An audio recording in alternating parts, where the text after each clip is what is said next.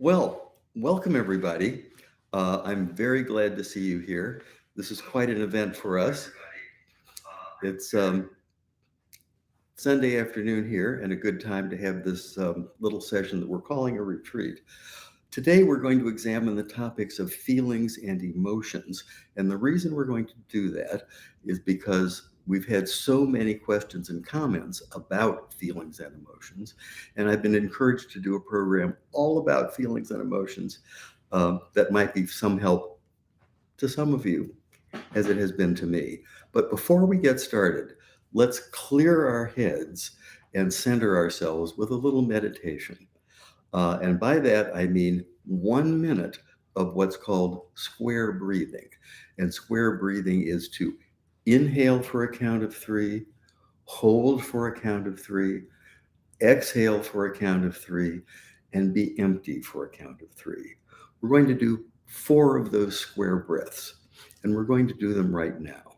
So relax, relax, clear your head, and now inhale, two, three, hold, two, three, exhale, two, three, empty, two, three, inhale, two, three, hold, two, three, exhale, two, three, empty, two, three. Inhale, two, three, hold, two, three, exhale, two, three, empty, two, three. Inhale, two, three, hold, two, three, exhale, two, three, empty, two, three. There. That's a 1 minute meditation using square breathing. And while we're here, let me suggest that this is something that you can use throughout your day and your life. Anytime you need to take a break and change what you're doing, or take a pause, or get away for a moment, a minute in this case, and a minute can be a lot helpful before you get back to what you were doing or what you were avoiding. 1 minute of meditation is just golden. Okay, now let's get on with today's topic. We're here to talk about feelings and emotions. And feelings really occupy a great part of our lives, often more than we would like to acknowledge or more than we can deal with sometimes. It has been said that most of us feel that we're thinking creatures that have feelings, but in fact, we're feeling creatures that think. Good to know, because the emotional side of life has a lot to offer, not only in terms of its richness of feeling, but also in terms of its value. Just recently, there have been some scientific studies that show that the emotional component is a critical part of even the most logical decision making. In fact, you can find that in your own life, because so often when you find an answer that you've reached by reason, logic, or experience, you will say to yourself, it doesn't feel right. And that's because there's some emotional basis. There's some experience you have had that indicates that in spite of the logic, it might not be right. Now, all that means is you need to re-examine what you're doing and make sure that you have access to all of the information, both logical and emotional. But emotions are a very important part of our lives, and ones that so often we avoid or reject. I don't know if you know my friend Jill Bolte Taylor, who's a brain scientist and who has given one of the greatest TED Talks of all time. Her talk called A Stroke of Insight, or My Stroke of Insight. But her name is Jill Bolte Taylor, and if you have 18 minutes, please see her TED Talk. But one of the things Jill tells me uh, is that, and she states this in one of her books, is that most of us spend our lives rejecting our feelings, or masking our feelings or avoiding our feelings. Um, and I think that's true. And that's true for a number of reasons, both good and bad. The good part is that we don't want to inflict other people with our emotions. I certainly don't want to inflict all of the people I know with all of my emotions, um, unless they're good, in which case I'm happy to share. But if they're not good, or if I have a sense that this isn't a good emotion, or that I'm being overwhelmed, or I can't cope with this, then it's important to recognize that and to deal with it. There are several good ways to deal with it, but they all involve dealing with it, recognizing it. Let me tell you my favorite system for doing this, because it's easy and it can lead to deeper things, but it is very easy and practical. And it's summed up in this little acronym called RAIN. And I wrote it down here just so we could all remember it together. RAIN. And what RAIN is, the acronym is first R, recognize. Recognize that you have an emotion. Recognize that you're caught up in an emotion. Recognize that you're feeling something and that that's part of your awareness and it's intruding on you, and it's part of your life that you need to see, or that exists there. As I said, first part, just recognize it. Second part, accept it. And this is very important, because if you spend your time rejecting emotions or feelings, then you actually are spending more time attributing attention to them and giving them more reality, more power, more scope than they need. So it isn't valuable to reject them as it is to, again, RA, this is the accept part, accept those emotions, just accept them. Now, if you want to take this in a little deeper phase, another dimension of acceptance is to really be thankful for them. Here is an opportunity. Here's something I can learn from. And I should be thankful, give thanks to God, to the universe, to experience for providing you with this opportunity. So it's not just a matter of acceptance, it's a matter of welcoming these things, because welcoming these things are important. Now, RAI, the next part is to interrogate them. And this is very valuable for any number of reasons. One of them is that you can find emotions often in your body. So often emotions live in a particular place. And we always talk about having a gut feeling, or it hurts my heart, uh, or it makes me queasy, or things like that. Uh, if you can identify the part of your body that is resonating with that particular emotion, then you can deal with it in any number of ways, one of which is to concentrate on that part of the body, to concentrate on relaxing that part of the body, or if you do breath work, to breathe and send breath to that part of the body, and in that way, wake it up, give it strength, give it the kind of encouragement or oxygen it needs to deal with these things. RAIN, the last acronym character, N, means non-identification. It means the story about that gives you this emotion isn't you. Emotions aren't you. They're things that happen to you. And you can recognize it, really, if you think about it. Emotions happen to you. You don't happen to emotions. These are things that come and go.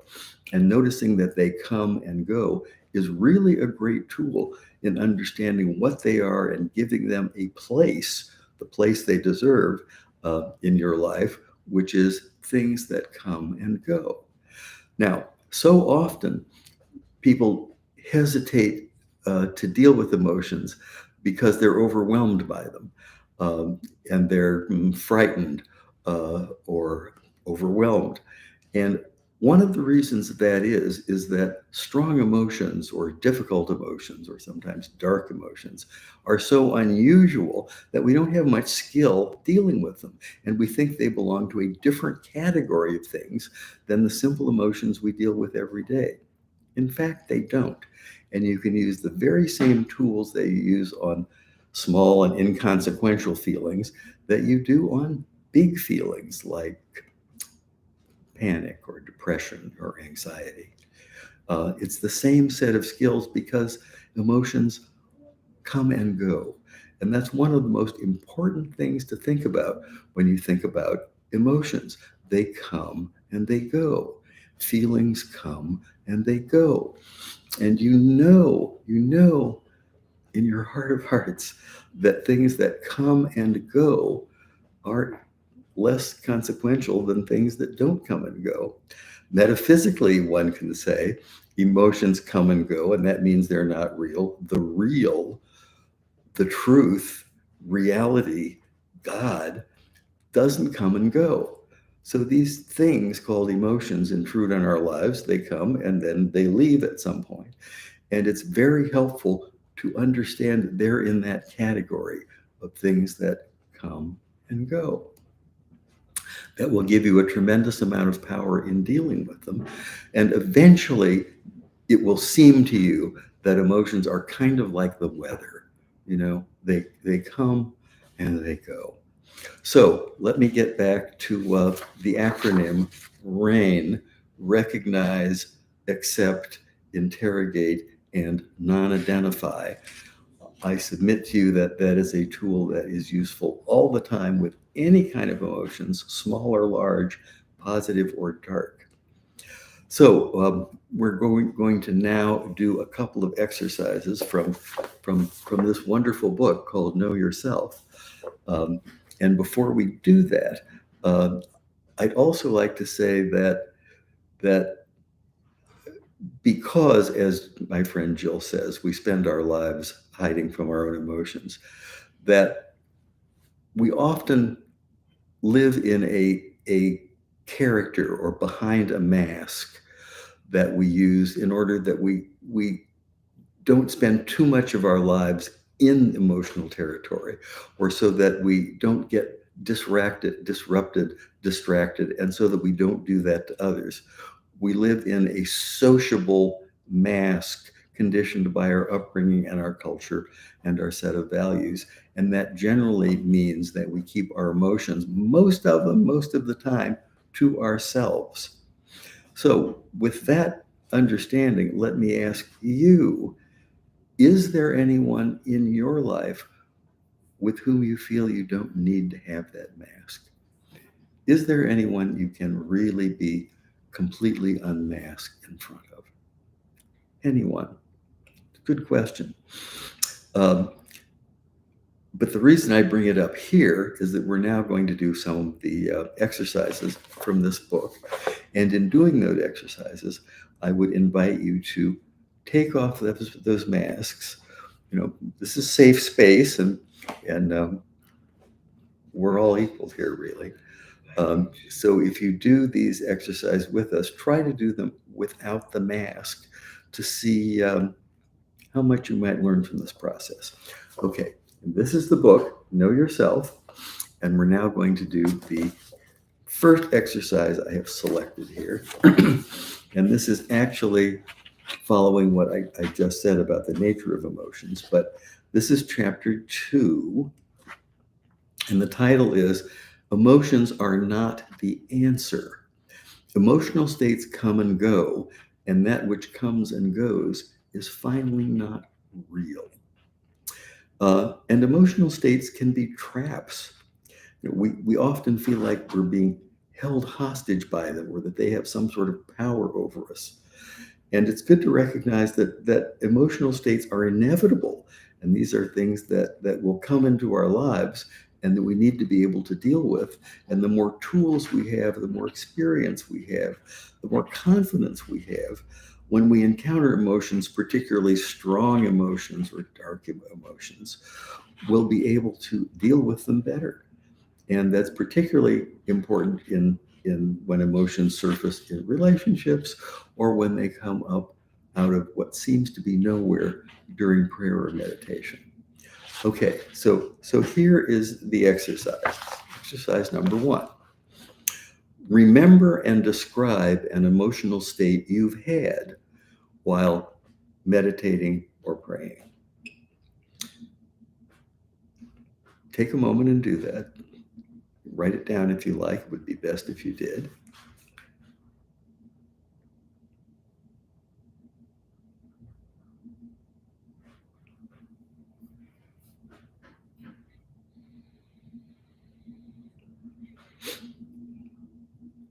All right, if you have it, if it's clear to you, if this emotional state happened to you, then the next question is, describe how it came on and how it departed.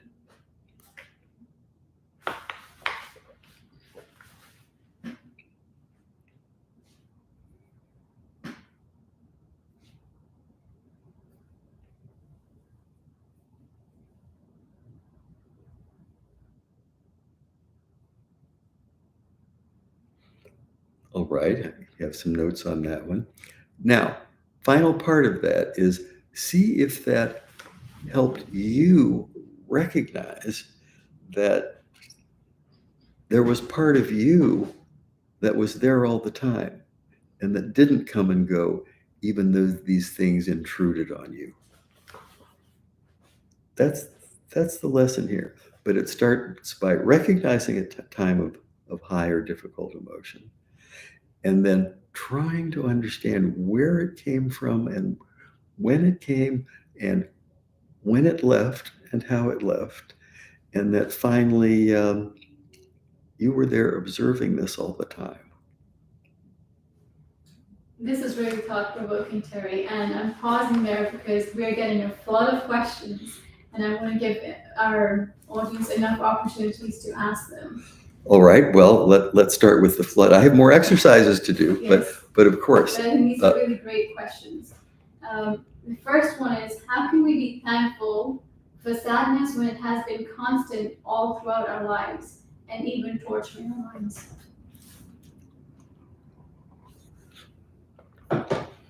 We can be thankful when we realize that, and we understand that this sadness is because we feel a loss or a difference or an inconsequence that finally isn't real. It shows us that, again, this is another state, just a state that comes and goes. But what you can learn from sadness is that it is just the surface, and there are profound things under that if you can see them. Remember, after all, it's you who are experiencing this, and if you can fathom that experience and plumb it to its depths, you will see that it's about a perceived or projected lack of something. And finally, it's best to understand that things are best the way they are and move on. Also, and this is true in many similar cases, when one is sad about those things, one is sad about things that have happened in the past. And there's nothing you can do about things that have happened in the past. And it is a waste of time and energy and your life to be preoccupied and expend emotional energy on things that you have no control over because they're gone. And what you do have control over is now in the present moment. And you can affirm that which is good and that which is pleasant and positive and the things that you want your life to be about, not the things that have happened before and are gone. Is that helpful? Thank you, Terry. Another one is, the idea of exploring the roots of my emotion is both intriguing and challenging. I'm excited to embark on this journey of self-discovery. How can I cultivate a healthy relationship with my emotions and embrace them as a valuable source of information? That's wonderful. That's what we're trying to do today, and that's really why this book was written. What can you do? Well, you can get the book and then work through the book. And I hasten to add here, this is not a textbook, this is a workbook. And the objective of the workbook is to help you see yourself and frame and examine and resolve these very questions that you just asked. And get the book, work through the exercises, and let me hear from you. I'd be very eager to hear how this is working for you and how this has worked in your life. Another general question is, how do you foster presence? So we're not stuck in the past and worrying about the future.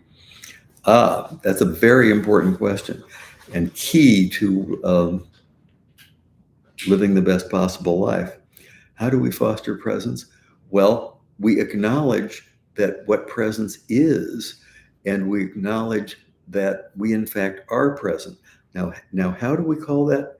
To mind, not that this is an exercise that is resolved in the mind completely, but we can point in that direction. Let me suggest this to you. Ask yourself the question, am I present?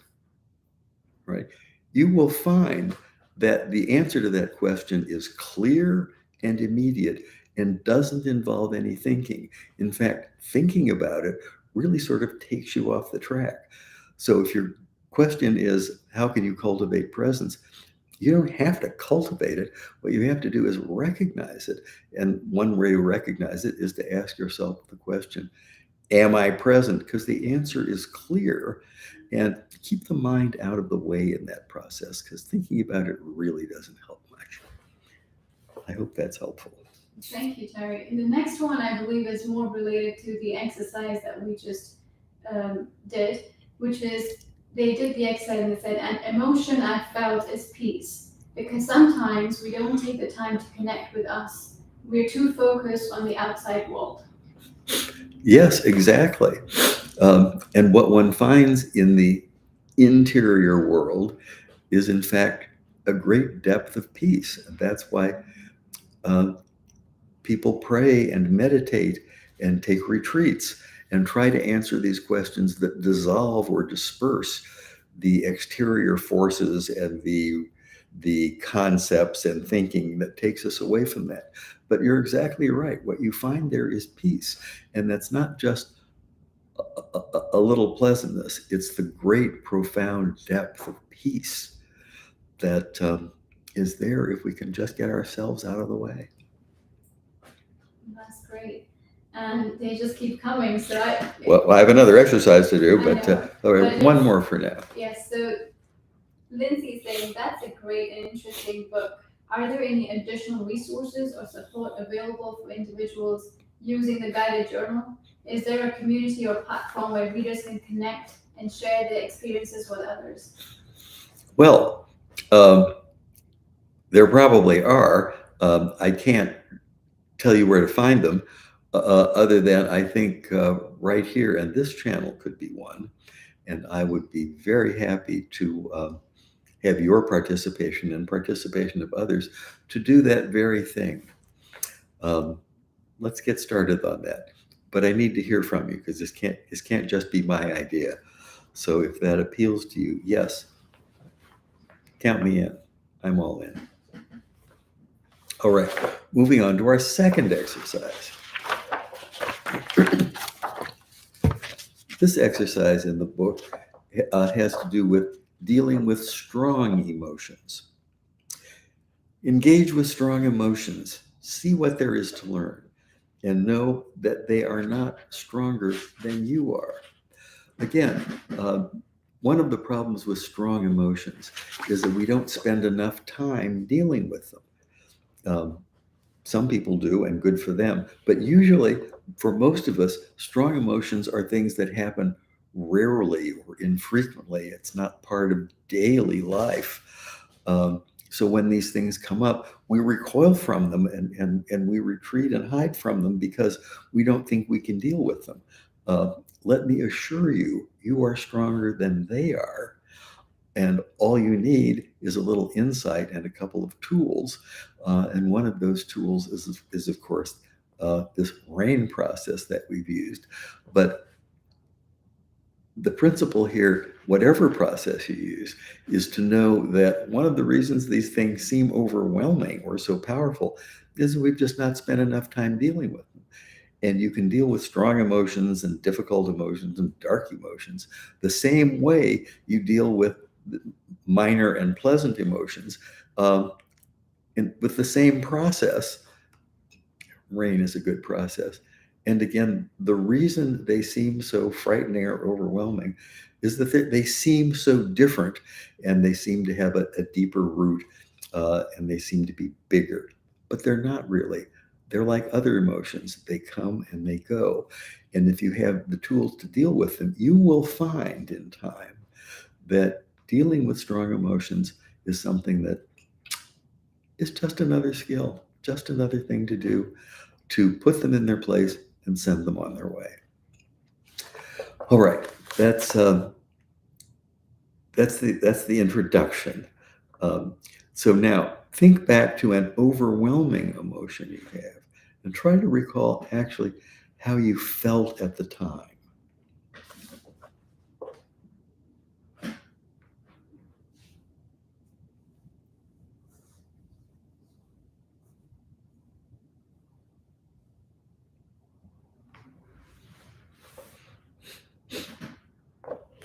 Got that? Okay. Now, let's just get to the question. What did you learn about yourself from that experience?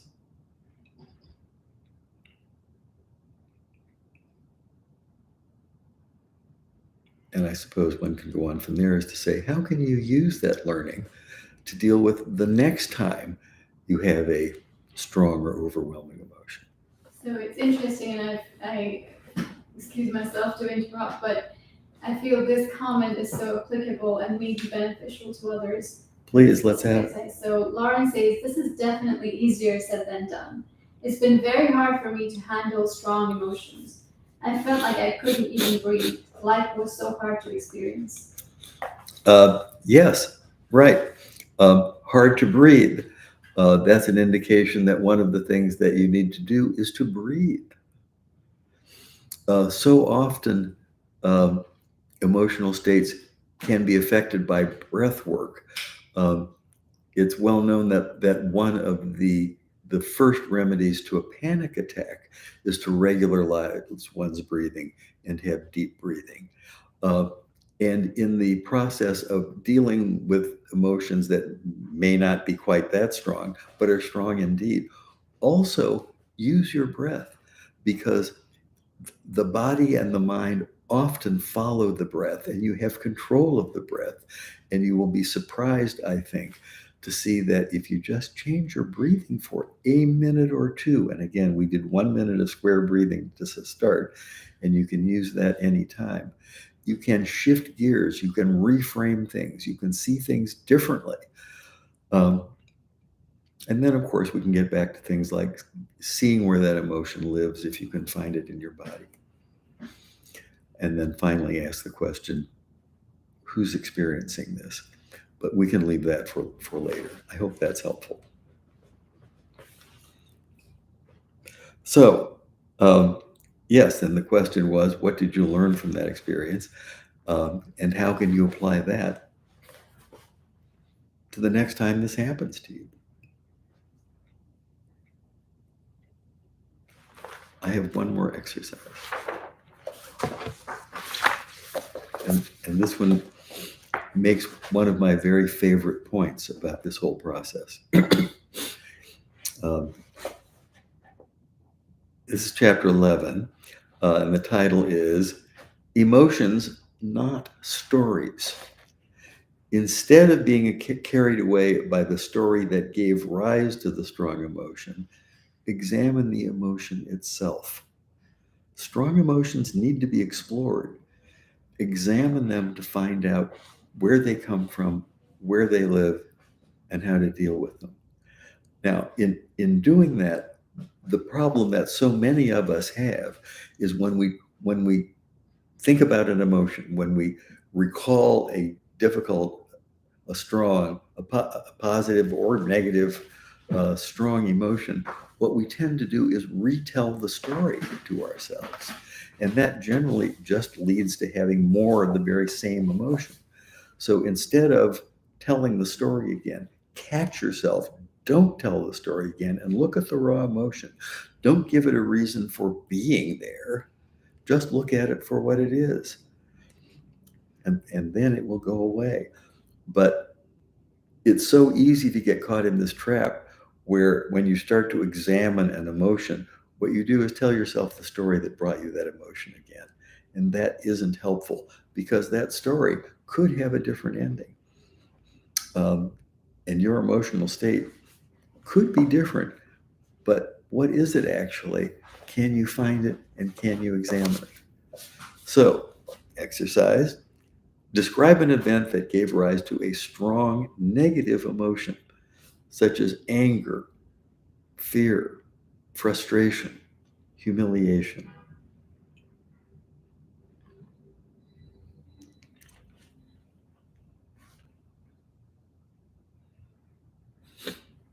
Okay, got one.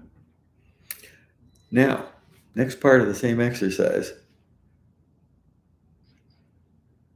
Write about the emotion. Describe the emotion, not the story that brought you the emotion. Get as clear a focus as you can on what the emotion is.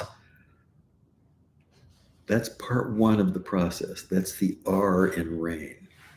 Recognize. Then, of course, once you recognize it, you can accept it, welcome it, interrogate it, and finally not identify with it because it's something that's happening to you. It's not you. It's just something that happens to you. Okay, that's the third exercise. You have another question? Yes. And I think this is relatable for thoughts and emotions because often we use the terms thoughts and emotions interchangeably too. And the question is, what strategies do you use to differentiate between thoughts that serve you and those that hinder your personal growth? Well, I think that's a study of introspection and ways to examine these things. But one of the things that's most helpful and I think easiest to do and is always available all the time is when you have those thoughts, look at the language that you're using. Look at the language you use to talk about yourself or to yourself. And often what people find is that they will use language when they talk to themselves they would never consider using on another person or conveying to some other human being because it's insensitive or raw or demeaning in some sense. So when these things happen, yes, think about them. Watch your language. Watch the internal language that you use, and then try to see these things. Try to frame them. Try to interrogate them, and then put them at rest. I hope that's helpful. Thank you, Terry. Another one is a comment and a question. I find it fascinating how our emotions can be influenced by societal norms and conditioning. It makes me rethink how I perceive and respond to certain situations. What are your thoughts on this? Oh, I think that's a very important and deep question because we are so conditioned by our upbringing, our culture, and the experience and beliefs that we have brought to this very point. And to look at emotions and to try to see how much of that is really predisposed or how much of that we are projecting onto it because of our belief system, our culture, our upbringing, the society at the moment. Um, that's a very deep and profitable exploration. And in many ways, it's similar to the last question in that look at the language that you're using when you do these and see if there are any clues or any hints about where these things may have their roots. A follow-up question from the same person is, how do you then distinguish between thoughts that stem from your true self and those that are influenced by external factors or societal norms? Well, there aren't any thoughts that come from your true self. Your true self is that which evaluates thoughts.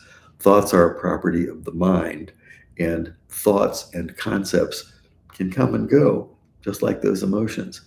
But what can't come and go is the part of you that sees it and recognizes it and grasps it.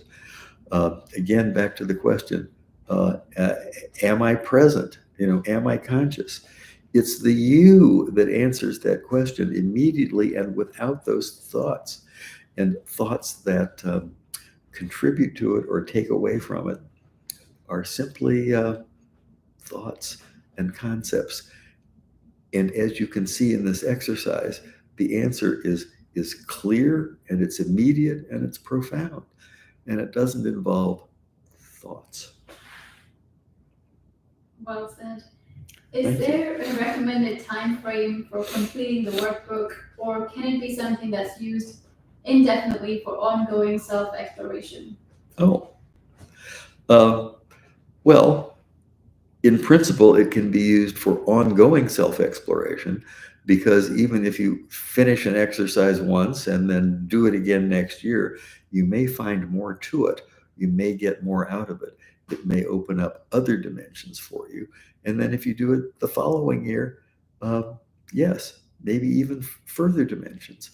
But first of all, I'd take the workbook, and it's not intended to be written in any particular order. Excuse me, it's not meant to be read in any particular order. So I'd suggest you find the topics that interest you and have a look at them. And then you find the topics that you are resistant to, that you don't like, that maybe you're afraid of in some way and you don't want to go there, and do those first. You can get the most learning out of those. So once you work through all of that and the other exercises in the book, maybe there'll be another book, or maybe you can do it again. Good luck with that, really. And as I said before, I'm interested. Let me hear from you. Thank you, Terry. Can you share any success stories or testimonials from individuals who have completed the workbook? Not yet. The workbook is really too new. I've had many compliments on the workbook, and many of them have led to this event we're having today. I have not had anyone say, I have worked through the entire book and it has been valuable in this way, or this was my experience. I'd like to have somebody do that. Would you please? And if I might hasten to add, I'm one of those who has found this workbook exceptionally useful, not only because it is coming from someone's experience, but more so it's more relatable. We often find these things on doctrine, self-help books, and whatnot, but I think Yes. this is different because it's coming from an experience that you've had. Thank you. That's a very important point. And that's one of the things about this work and I guess my work overall, is that it's not about concepts. It's not about doctrines and theory. It's about experience, and experience that you can have, maybe you need to have, rather than just having a clear idea about what the answers are. Ideas are just concepts. They're like those thoughts that come and go. But an experience, that's something you can hold on to. And that experience of knowing who you are that we did before is just one example. All of these things are experiential. And if you're going to learn from them, learn by experience. Experience is such a gift and such a miracle. Use it. Great reminder. And I think the next question is more relatable to the last exercise that we did. The question is, I struggle to change the language I use to talk to myself because I'm very hard on myself. What should I do? I think you should find a a more positive character to adopt. And you can find one in literature uh, and in history, and read about someone who has better things to say or who makes a positive contribution, and try to become that character, at least for the process of getting to know yourself and dealing with yourself. Because if you're stuck in this hypercritical mode, that can't help you. And if you can learn to use other language and maybe the attitude of someone you respect who has made a contribution to the world and is positive, you can use that language instead. And again, these things are experiential experiments. Try them out and see if they work for you. If they work for you, they can be a wonderful gateway to experience. If they don't work for you, find another one. But it's not about getting the concept right. It's about knowing things in experience, your experience. Experience is the greatest teacher. Experience is the experience. Let's leave it as experience is the greatest. You know, experience is such a miracle. So we have someone who's willing to share their personal journey with us and is looking for advice, essentially. Rose says, I have a person in my life who's bipolar and schizophrenic. He's difficult to deal with, and I can't be thankful for his presence no matter how hard I try. He has brought a lot of suffering to me and my family, and his behaviors have resulted in me not wanting to interact with anyone outside of my family and have a lot of trust issues. I still don't quite understand how I can look through all the pain he has brought me into my life. What should a person in my situation do? Well, I've heard similar stories, and I think there's part of all of our lives that have to do with difficult and sometimes intractable people with problems that in many ways can't be solved. And the thing to do is to try to not let them be the part of your experience that evaluates yourself. Look outside. Try to find something positive. You can't change that person. Try to make sure that he or she is taking their medication, and be as supportive as you can. But make sure that you understand your life is your life and that you can control it and do what you want in the sense of making a set of positive values.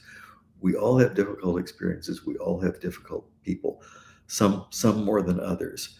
But what's most important is that you see it for what it is, accept it, maybe even be thankful for it, and then learn the experience from the experience that this isn't you, that your values are elsewhere, that you're going to live a different kind of life, and that will be very good.